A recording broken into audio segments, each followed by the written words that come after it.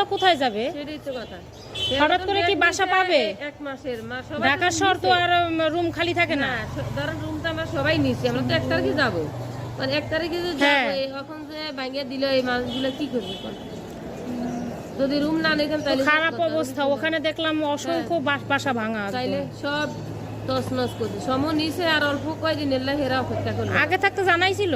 আগে জানাইছিল, নোটিশ আছে আপনার 6 মাস আগে, বাড়ি এলাকা জানানো। তখন আমরা এই যে আপনার 12 তারিখে ভাঙার কথা ছিল না, তখন আমরা রুম নিয়ে নিছি, যে ভাঙার আয়োজন চলছে, ভাঙবে, সেজন্য আমরা রুম নিছি। এখন রুম তো আমাদের 1 তারিখে হবে। হ্যাঁ, 1 তারিখের আগে তো, এটা তো গ্রামের বাড়ি না। হ্যাঁ, এখন হুরুত করে কালিয়া বলতে আছে যে পরশুদিন সেনাবাহিনী আসলে আপনার ওই রোডে এসে বললো যে এটি ভাঙবে।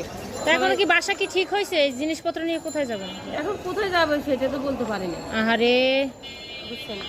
এখন এই 1 তারিখ ছাড়া তো আমরা যাইতে পারবো না।